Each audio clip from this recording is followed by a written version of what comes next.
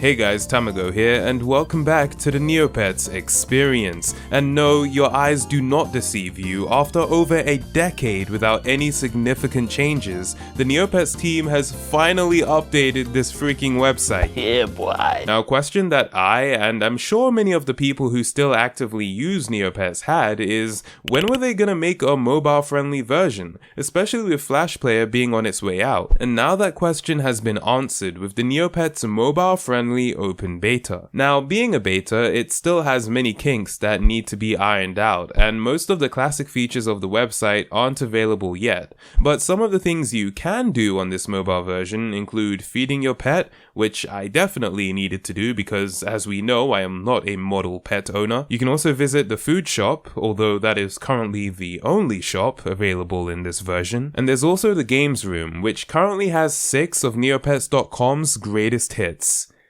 And Fashion Fever. For the time being though, they've disabled score submission, so Neopoints can't be earned through these games in the beta version. I decided to give Ice Cream Machine a try to see how this updated non-Flash version would work, and honestly, it was pretty terrible. The game was running at like 7 frames per second. There was also a little bit of lag between me moving my mouse and the Chia moving, but I forgot to set my mouse to visible in my recording software, so you're just gonna have to take my word for it. I tried out the game on my actual mobile phone to see if it was any better, and unfortunately it wasn't. Weirdly, they also decided to switch things up a bit by changing the direction in which the ice cream scoops come at you, and that wasn't appreciated at all. I found the scoop's defiance of gravity in the original version quite enticing actually. But whatever, I'm gonna chalk this all up to growing pains and hope that the game gets smoother and more responsive as the beta develops. While we're on the topic of Ice Cream Machine though, I will say I've had more time to reflect on my thoughts about the game as well as play it a few more times, and I've decided to increase its score from an 8 to a 9 out of 10. This game is great and deserves as much. And while deciding that, I also reflected on another game I reviewed earlier, Freaky Factory.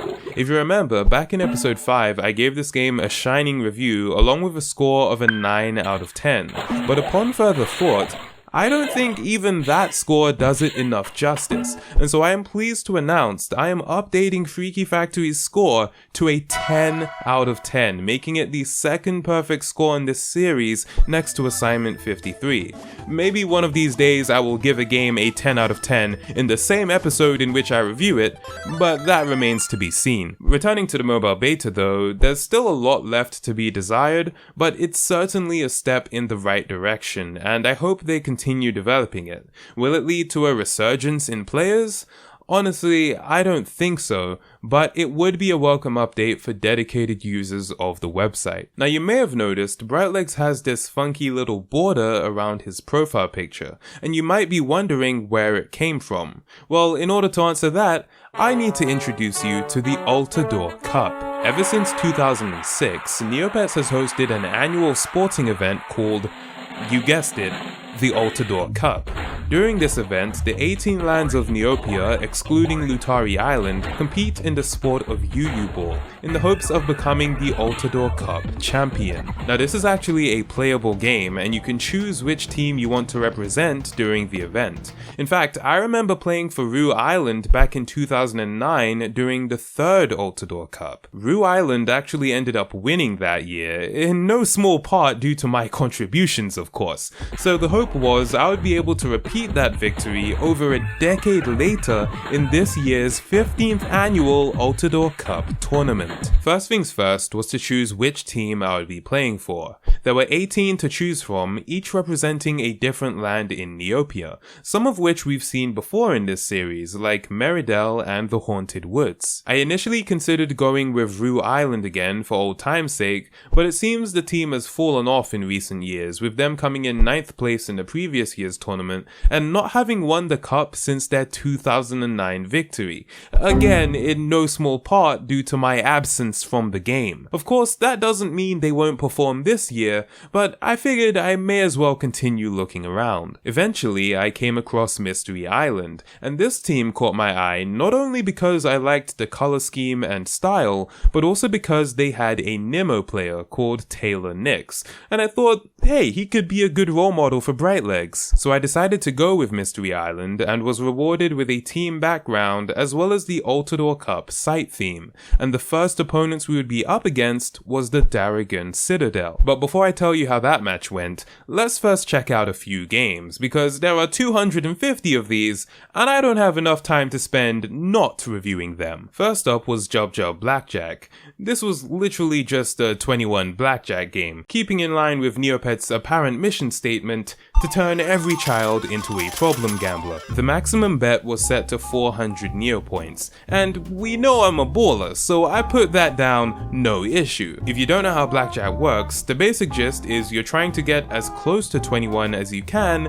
without going over it. Whoever gets closer wins. I had 2 aces and chose to hit. The next card I got was a 4, bringing my total to 16, and I was like, why not, let's hit again. And then I got a 3, which brought my total to 19, which I thought to be a pretty comfortable spot, so I stuck with it. The only way Brightlegs could beat me was if he got 20 or a perfect 21, and I mean, what are the chances of that? He hit and got a 4, bringing his total to 14, he hit again, he got a 7. Well, at least I still have my pride. Jub Jub Blackjack gets a 2 out of 10. After that was Jubble Bubble. In this game, you play as a Maraquan Shoiru and must blow bubbles up towards the falling Jub Jubs in order to cushion their fall. Although, I can't be certain that's what I'm doing, because the moment the bubbles reach the ground, they pop, and the Jub Jubs disappear. So I have a feeling I may actually be killing them, but I guess what the instructions don't tell me won't hurt me. This game is very relaxing with its straightforward gameplay and hypnotic background music, which had me in a trance the entire time I was playing.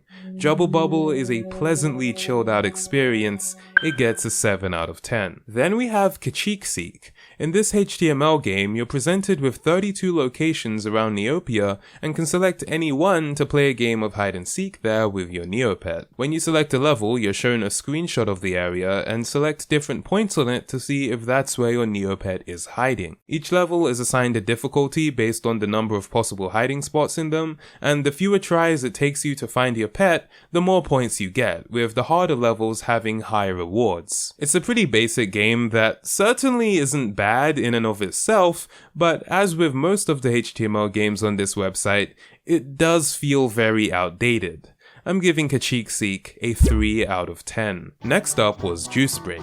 This is a puzzle game where you need to rotate the pipes to create a complete path connecting to the Meepits. If you match the pipe color to the color of the Meepit, you get extra points. There is a time limit though, so you have to be quick, and there are also bonus fruits as well as rotten fruits that need to be avoided in the path. This is a fun game with nice background music, and it provides quite a challenge too, especially when you have the clock ticking on multiple Meepits at once, with some of them even requiring different paths to be connected for mixed colors such as green and purple. As the game goes on, the pressure definitely ramps up, and once all 3 of your lives are used, it's game over. I think Meepits Juice Break is a great puzzle game, and I'm giving it an 8 out of 10. And now, as promised, it's time to get into the Altador Cup. And first things first, I need to explain how the game of UU Ball actually works. So a UU is a species of pet, that is, a pet that you can give to your Neopet. One thing that's special about these pets, however, is their ability to roll up into a ball, kinda like how Stitch does from Lilo and Stitch. On the pitch are 2 teams of 5, including the 2 goalkeepers, and the aim is to run the balled up UU past the opposing team and dash it into their net. It's not always quite as simple as that though, since there are different kinds of UUs, each with their own special properties. The normal UU is the most common and well behaved. This one won't do anything out of the ordinary. The fire UU is the fastest moving UU, and it's also literally on fire, so it must be passed frequently between teammates, and if you don't do this, the player holding it will be forced to dash it away. The snow UU is the slowest moving, and also slows down whichever player is currently holding it. The fairy one floats and curves when it's thrown, so you have to be very precise when passing and shooting. The Darrigan and Mutant UUs are just assholes. They move in whatever direction they want. Psych! They don't give a damn. And finally, the Clockwork UU is a ticking time bomb that must be put into the goal very quickly after tip-off, otherwise it'll explode. There are also power-ups on the field, which I'll explain as we see them, and the higher you score in a game, the more points you contribute to your team's overall standing, and the better their chances of winning the Altador Cup. This tournament lasted about a month, and I'll cover how it went down over the next few episodes, but bringing it back to right now, it was Mystery Island versus the Darrigan Citadel. First ever round, and it's a normal UU to start things off. I grab the ball as Taylor Nix, but it is quickly stolen from me by Tandrak Shea. I didn't even know they could do that. Tandrak passes it into an open space, and it was clear for the taking by Velabino, but I did not yet know how to switch the active player, so instead Leighton Vickles grabs hold of it, misses, I fail to pick up the ball, Leighton grabs it again, and this time it goes in. One goal down in the first ever round, but I have faith I'll get the hang of it. Next up is a Clockwork UU, which means we're gonna have to work fast. Taylor Nix goes for the shot, it's both way off and not powerful enough. He grabs the ball again, which gets stolen once more by Tandrak. So, not the best start so far, but I'm confident that we can bring it back. Taylor Nix on the ball, goes for the shot, instead passes it straight to the goalkeeper, who throws it down, allowing me to easily catch it as Volgoth, dashing it right into their goal. And just like that, we have scored our first goal of the cup. Next up was a snow UU. But that wasn't a problem because there was a speed boost which had spawned right by it. Unfortunately, the power-up doesn't double as an aim boost, and so it mostly went to waste. But eventually, Volgoth was able to pull off the goal once again, putting us ahead of Darrigan Citadel by 1 point. Next round, Taylor Nix is on the ball, stolen by that damned alert Tandrak Shea for the third time this game. Luckily, our goalkeeper was able to grab hold of it and pass it into an open space, but this would not have been enough as eventually Tandrak Shea would grab hold once again, and this time he wouldn't miss. The score had once again been evened, but not for long since Taylor Nix would grab the ball and this time being unhindered by Tandrak Shea could finally show what he's made of. And we have another speed boost right by the UU giving us the edge. Taylor Nix goes for the shot and just misses the mark. Tormo the Terror Frayne grabs the ball, passes it surprisingly right back to us. Salmon Wolf has the ball, had some trouble in the corner there, not quite sure what he's doing, but he goes for the goal, shoots the ball, and the angle is off. It's caught by team captain Volgoth, who turns heel, runs back to the goal, misses, the ball bounces right back to him, and it's caught by Rayshar Kholife, who shoots it off. It is secured by Taylor Nix and stolen again by Tandrak Shea, who shoots it off. Salmon Wolf tries to save it, but is intercepted by Leighton Vickles, who dashes it right into the back of the net. That has got to sting for Taylor Nix, who has had the ball stolen from him a total of 4 times by none other than Tandrak Shea, no doubt his greatest opponent on the field today. Once again, the scores are even with just 37 seconds left to go. Taylor Nix grabs the ball and drives it right into the goal with only 3 seconds down. I'm sure he felt heated after the events of the previous round and wanted to redeem himself. Well, I say good job, Taylor. You've made our team proud. Next round, Taylor Nix grabs the ball, gets the speed boost, and scores once again. He seems to be in the groove now, increasing the score gap to 2 with only a few seconds left in the game. Next up is a fireball. Taylor has some trouble grabbing hold of it there, leaving it wide open for Tandrak Shea, who gets it over to Leighton Vickles, and as we know, Leighton Vickles possessing the ball can be a big problem. But no worries, the score is 5-4, and with only 1 second left in the round, Mystery Island wins their first game of Altador Cup 15. And just like that, we were off to a strong start. I decided to play another game now that I understood the controls better, just to see how I do, and I ended up winning 6-1. So I was pretty hopeful for how the rest of the tournament would go, at least on my end. Now UU Ball isn't the only way to contribute to your team's overall standings.